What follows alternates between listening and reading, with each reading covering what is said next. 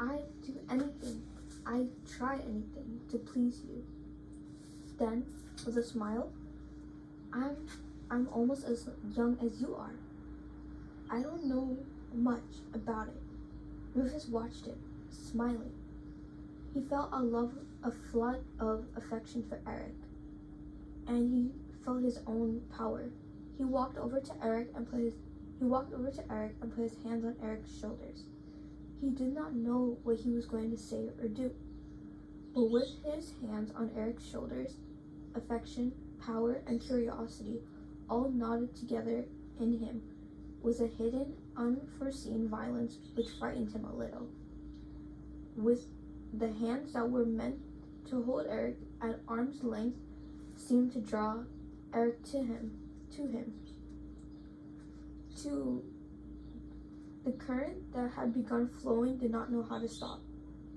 At last he said in a low voice, smiling, "I'll try anything once, old buddy." Those cufflinks were now in Harlem, in Ida's bureau drawer.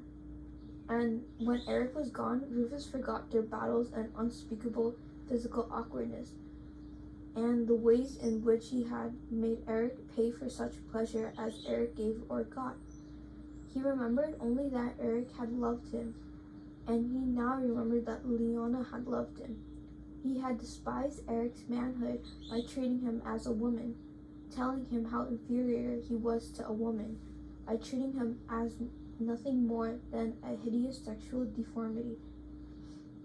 But Leona had not been a deformity, and he had used her against the very emphasis that he had used against Eric, and in that very same way, with the same roaring in his head and the same intolerable pressure in his chest. Vivaldo lived alone in a first-floor apartment on Bank Street. He was home. Rufus saw the light in the window. He slowed down a little, but the cold air refused to let him hesitate. He hurried through the open street door, thinking, "I might as well get it over with," and he knocked quickly on Vivaldo's door. There had been the sound of a typewriter. Now it stopped. Rufus knocked again. "Who is it?" called Vivaldo, sounding extremely annoyed. It's me, Rufus." The sudden light, when Vivaldo opened the door, was a great shock, and was Vivaldo's face. "My God," said Vivaldo. He grabbed Rufus around the neck, pulling him inside and holding him. They both leaned for a moment against Vivaldo's door. "My God," Vivaldo said again. "Where have you been? Don't you know you shouldn't do things like that? You've had all of us scared to death, baby. We've been looking for you everywhere." It was a great shock, and it weakened Rufus, exactly as though he had been struck in the belly. He clung to Vivaldo as though they were on the ropes. Then he pulled away.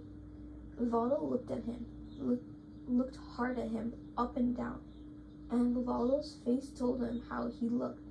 He moved away from the door, away from Vivaldo's scrunchie. "Ida's been here. She's half crazy. Do you realize you dropped out of sight almost a month ago?" "Yes," he said, and sat down heavily in Vivaldo's easy chair, which sagged beneath him almost to the floor. He looked around the room, which had once been so familiar, which now seemed so strange. He leaned back, his hands over his eyes. "Take off your jacket," Vivaldo said. "I'll see if I can scar up something for you to eat. Are you hungry?" "No, not now. Tell me, how is Ida?" "Well, she's worried, you know." "There's nothing wrong with her. Rufus, you want me to fix you a drink?" "When was she here?" "Yesterday. She called me tonight. And she's been to the police. Everybody's worried. Cass, Richard, everybody." He sat up. "The police are looking for me?" "Well, hell, yes, baby. People aren't supposed to just disappear." He walked into his small, cluttered kitchen, and opened his refrigerator, which contained a quart of milk and half a grapefruit. He stared at them helplessly. "I'll have to take you out. I haven't got anything to eat in this joint." He closed the refrigerator door. Can you have a drink though?" "I've got some bourbon." Vivaldo made 2 drinks, gave one to Rufus, and sat down with the other, straight-backed chair. "Well, let's have it. What have you been doing? Where have you been?" "I've just been wandering the streets." "My God, Rufus, in this weather? Where have you been sleeping?" "Oh, on the subways, hallways, movies sometime." "And how'd you eat?" He took a swallow of his drink. "Perhaps it was a mistake to have come." "Oh," he said, astonished to hear the truth come out. "Sometimes I sort of pedal my ass." Vivaldo looked at him. "I guess you had pretty rough competition." He lit a cigarette and threw a pack of the matches to Rufus. "You should have got in touch with somebody. You should have let somebody know what was happening." I couldn't. I just couldn't. "We were supposed to be friends, you and me." He stood up, holding an unlit cigarette, and walked around the small room, touching things. I don't know what I was thinking." He lit the cigarette. "I know what I did to Leona. I'm not dumb. So, do I know what you did to Leona?" "Neither am I dumb. I guess I just didn't think that anyone would care." In the silence that hung in the room then, Vivaldo rose and went to his phonograph. "You didn't think Ida would care? You didn't think I would care?" He felt as though he were smothering. I didn't know what I thought." Vivaldo said nothing. His face was pale and angry, and he concentrated on looking through his record. Finally, he put on the machine. It was James Pete Johnson and Betsy Smith batting out Backwater Blues. "Well," said Vivaldo helplessly, and sat down again. Besides Vivaldo's phonograph, there wasn't much else in his apartment. There was a homemade lamp, brick-supported bookshelves,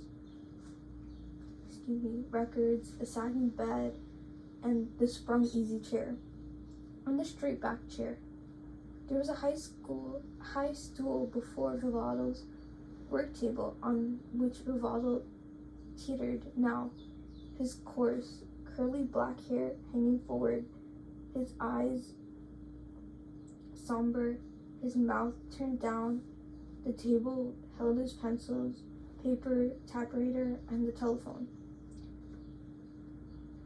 In a small alcove was the kitchen, in which the overhead light was burning.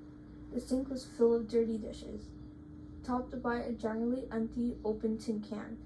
A paper stack of garbage leaned against one of the kitchen table's uncertain legs. "There were thousands of people," Betsy now sang. "Ain't got no place to go." And for the first time, Rufus began to hear, in the severely understood monotony of this blues, something which spoke to his troubled mind. The piano bore the singer, witness stonic and ironic. "Now that Rufus himself had no place to go, 'cause my house fell down, and I can't live there no more," sang Betsy. He heard the line and the tone of the singer, and he wondered how others had moved beyond emptiness and horror which faced him now. Vivaldo was watching him. Now he cleared his throat and said, "Maybe it was a good idea for you to make a change of scene, Rufus. Everything around here will just keep reminding you. Sometimes it's better to wipe the slack clean and take it off. Maybe you should go to the coast. There's nothing happening on the coast. A lot of musicians have gone out there. They're on their ass out there. It's no different from New York. No, they're working. You might feel differently out there with all the sunshine and oranges and all. He smiled. Make a new man out of you, baby. I guess you think, Rufus said, benevolently, that it's time I started trying to be a new man. There was a silence. Then Vivaldo said, It's not so much what I think, but it's what you think. Rufus watched the tall, lean, clumsy white boy, who was his best friend, felt himself nearly strangling with the desire to hurt him. Rufus, said Vivaldo suddenly, believe me, I know a lot of things hurt you, and I can't really understand. He played with the keys of his typewriter. A lot of things hurt me and I can't really understand. Rufus sat on the edge of the sprung easy chair, watching Vivaldo gravely. Do you blame me for what happened to Liana? Rufus, what good would it do if I did blame you? You blame yourself enough already. That's what's wrong with you. What's the good of my blaming you? He could see, though, that Vivaldo had also hoped to be able to avoid this question. Do you blame me? Do you blame me or don't you? Tell me the truth. Rufus, if I wasn't your friend, I think I'd blame you. Sure, you acted like a bastard, but I understand that. I think I do. I'm trying to. But anyway, since you are my friend, and after all, let's face it, you mean much more to me than Liana ever did. Well, I don't think I should put you down just because you acted like a bastard. We're all bastards. That's why we need our friends. I wish I could tell you what it was like, Rufus said, after a long silence. I wish I couldn't do it. Well, you can't, so please start trying to forget it. Rufus thought, but it was not possible to forget anybody you were hung up on. Who was hung up on you? You can't forget anything that hurt so badly, went so deep.